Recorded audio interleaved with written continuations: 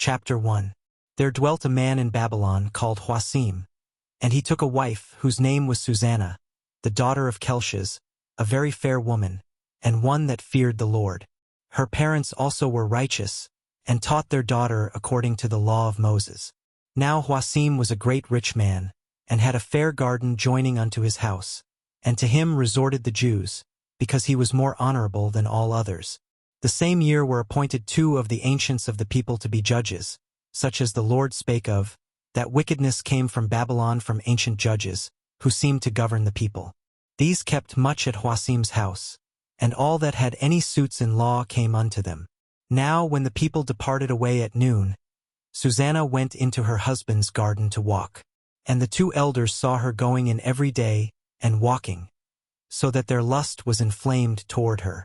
And they perverted their own mind, and turned away their eyes, that they might not look unto heaven, nor remember just judgments. And albeit they both were wounded with her love, yet durst not one shew another his grief. For they were ashamed to declare their lust, that they desired to have to do with her. Yet they watched diligently from day to see her. And the one said to the other, Let us now go home, for it is dinner time. So when they were gone out, they parted the one from the other, and turning back again they came to the same place. And after that they had asked one another the cause, they acknowledged their lust. Then appointed they a time both together, when they might find her alone. And it fell out, as they watched a fit time, she went in as before with 2 maids only, and she was desirous to wash herself in the garden, for it was hot. And there was no body there save the 2 elders, that had hid themselves, and watched her. Then she said to her maids, Bring me oil and washing balls, and shut the garden doors, that I may wash me.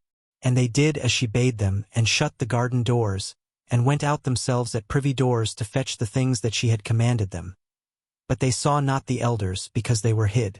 Now when the maids were gone forth, the 2 elders rose up and ran unto her, saying, Behold, the garden doors are shut, that no man can see us, and we are in love with thee. Therefore consent unto us, and lie with us. If thou wilt not, we will bear witness against thee, that a young man was with thee, and therefore thou didst send away thy maids from thee. Then Susanna sighed, and said, I am straitened on every side. For if I do this thing, it is death unto me, and if I do it not, I cannot escape your hands. It is better for me to fall into your hands, and not do it, than to sin in the sight of the Lord. With that Susanna cried with a loud voice, and the 2 elders cried out against her. Then ran the one and opened the garden door. So when the servants of the house heard the cry in the garden, they rushed in at the privy door, to see what was done unto her. But when the elders had declared their matter, the servants were greatly ashamed. For there was never such a report made of Susanna.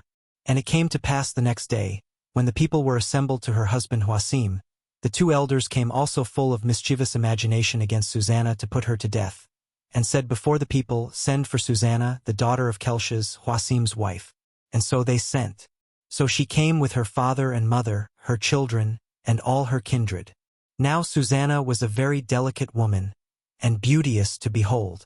And these wicked men commanded to uncover her face, for she was covered, that they might be filled with her beauty. Therefore her friends and all that saw her wept. Then the 2 elders stood up in the midst of the people, and laid their hands upon her head.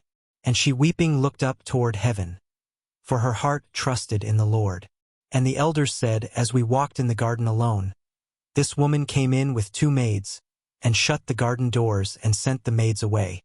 Then a young man, who there was hid, came unto her, and lay with her. Then we that stood in a corner of the garden, seeing this wickedness, ran unto them. And when we saw them together, the man we could not hold, for he was stronger than we, and opened the door and leaped out.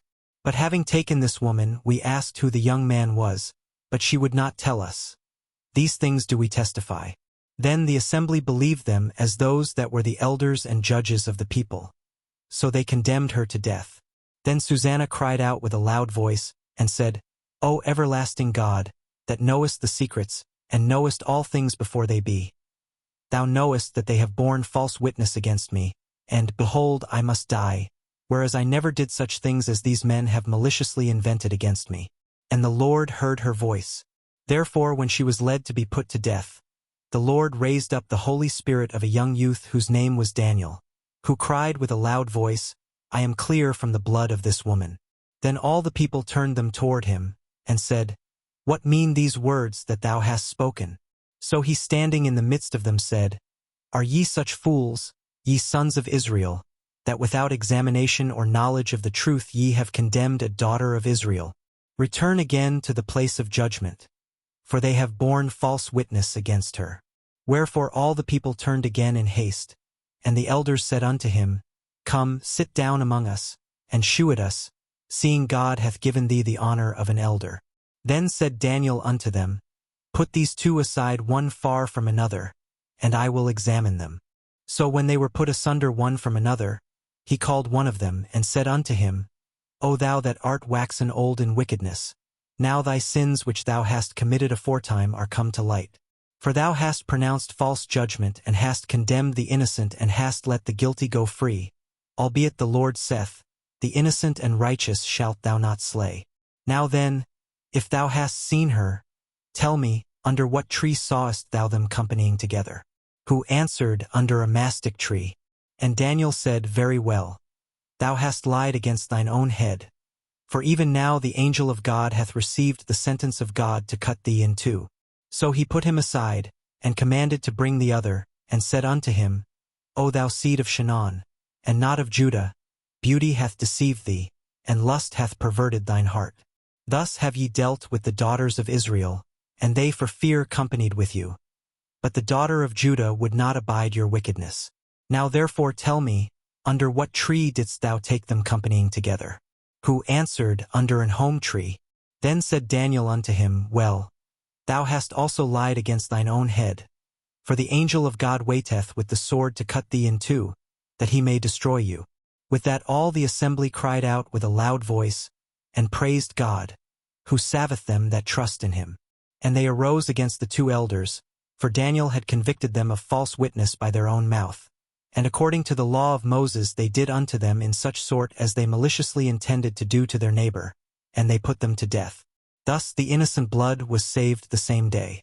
Therefore Kelshas and his wife praised God for their daughter Susanna, with Huasim her husband, and all the kindred, because there was no dishonesty found in her. From that day forth was Daniel had in great reputation in the sight of the people.